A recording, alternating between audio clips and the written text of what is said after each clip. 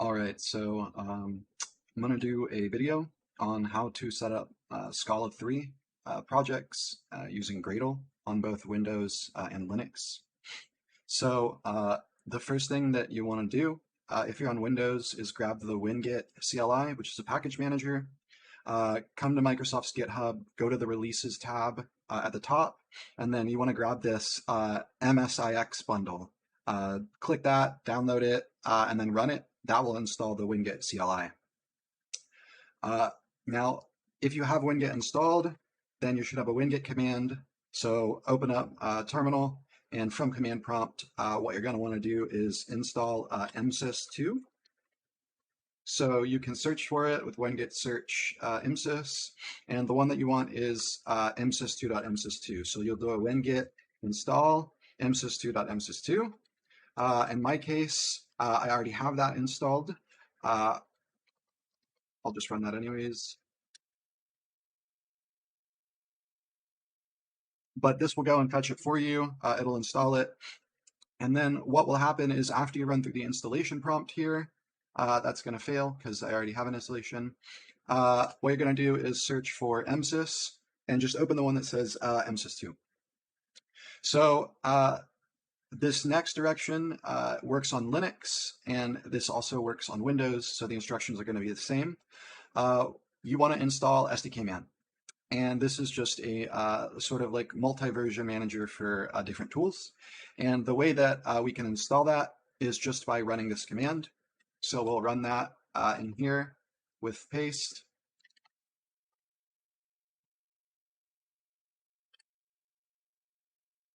You're going to need to install zip and unzip. So basically we want to do pacman-s zip and unzip.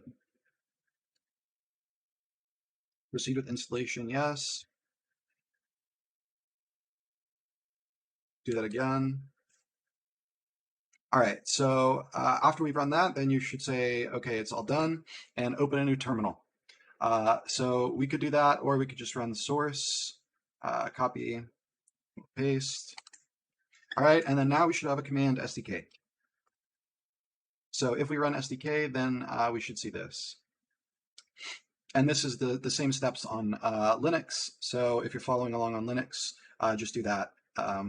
Could also be WSL Linux, doesn't matter. So the next thing that we want to do is install a Java, a JDK, and also Gradle, the build tool. So to install Java, we can basically say SDK search or SDK list Java, either one. And you'll see this big list that you can pick from. I would suggest installing the Tamarin JDK from Eclipse Adoptium. So we will basically grab the identifier right here, 1701 Tamarin, and we'll press Q to quit. And then we'll go SDK install Java, and we'll paste that. So that's going to download and take a second to install. And then we're going to do the exact same thing with Gradle. Okay, so now if I do java-v, then you can see that we have the Tamarin version 17 JDK. Okay, so we're also going to do SDK install Gradle. And then if we do Gradle -- version, we have Gradle 7.3 installed, which as you can see has support for JDK 17 and Scala 3. Sweet. So I'm going to make a projects folder. So make their projects, cd projects, make their Scala Gradle example, and let's cd into that.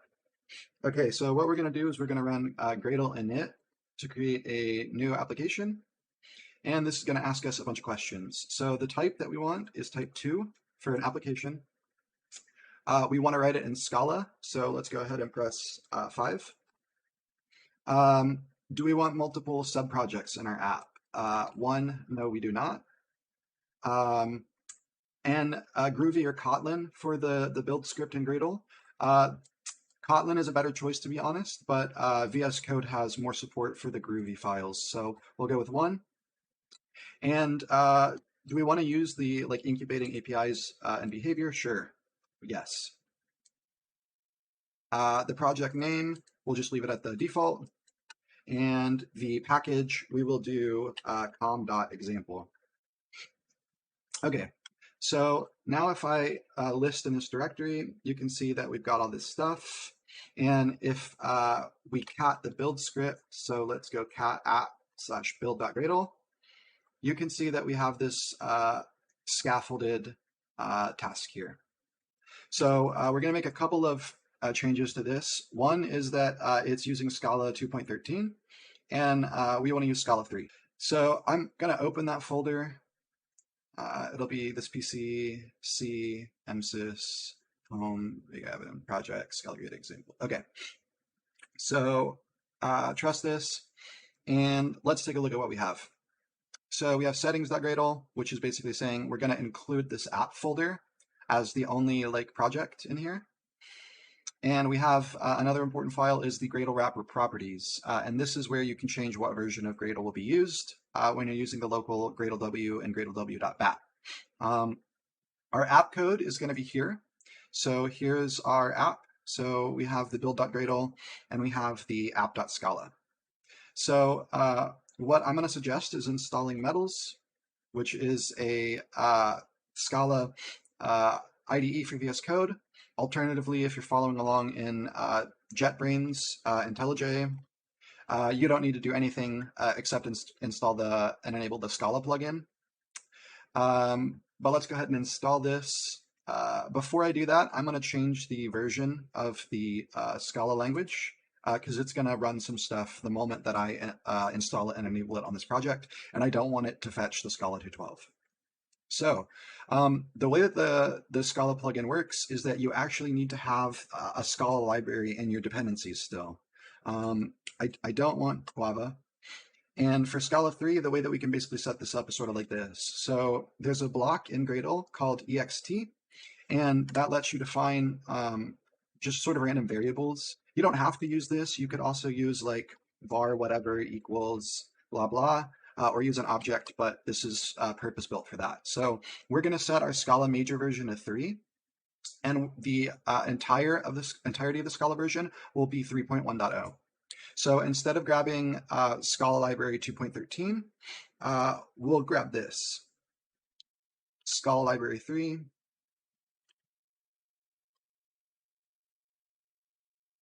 And that should be good. Now there's some stuff down here about setting up Scala test and JUnit.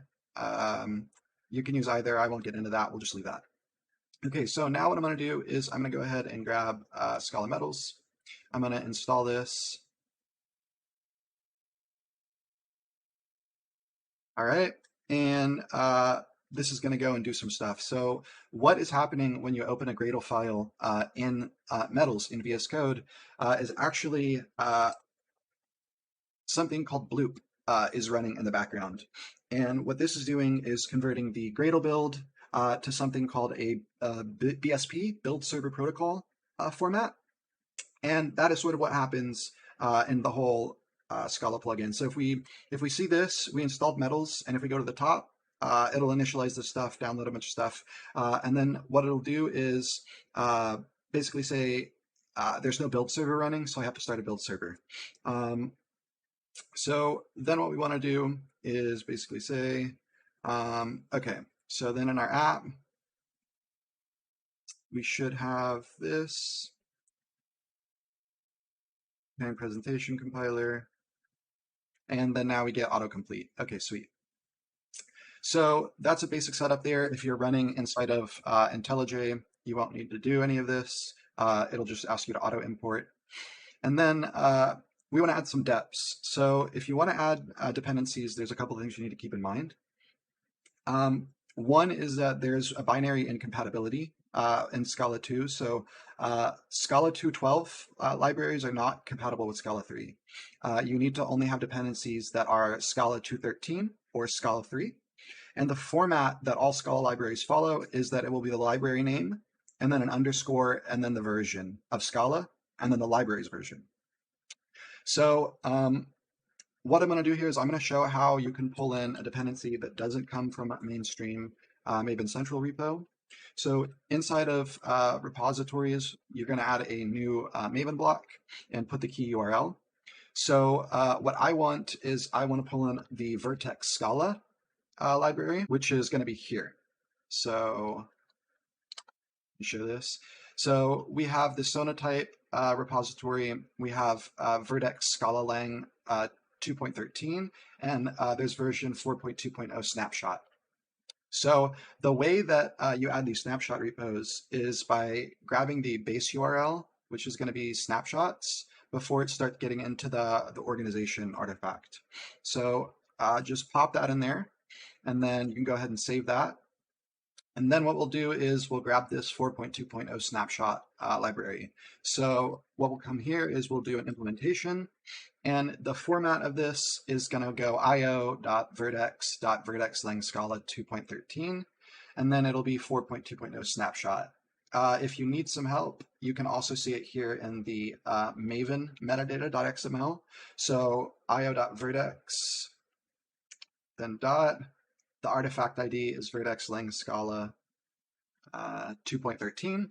That is all good. We are Scala 3 compatible, and the version is going to be 4.2.0 snapshot. Okay, so we'll go ahead and set that up there, and then there is a Gradle extension. We'll go ahead and install this.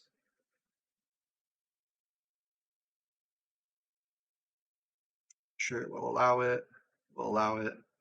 And then from the this new elephant Gradle icon, you should be able to see an overview of your Gradle projects. And so we can see that we have one Gradle daemon that's idle, it's not compiling anything, and we can sort of see our Gradle tasks and dependencies here. So if we check out our dependencies, we want to look at our compile class path. You can see that we have that on there, the runtime class path, and our test, et cetera, et cetera. So I'm going to go and refresh this, and hopefully we should see this dependency on the Scala Vertex Lang Scala 2.3.4 snapshot pop up. There's one more thing that we want to do, which is we want to set up Scala format, which is a code formatter that's similar to like Prettier. And the way that you configure this is you just need a .scalaformat.conf file. So what we're going to do is create that in our project. So in the root, new file .scalaformat.conf. And there's going to be some guides here on how we can set this up. So we need a couple of things. We need to put the version here. We want to put the dialect, I believe it's called. Scala dialects, yeah, okay. So the runner dialect is required, and so we'll put this as Scala 3.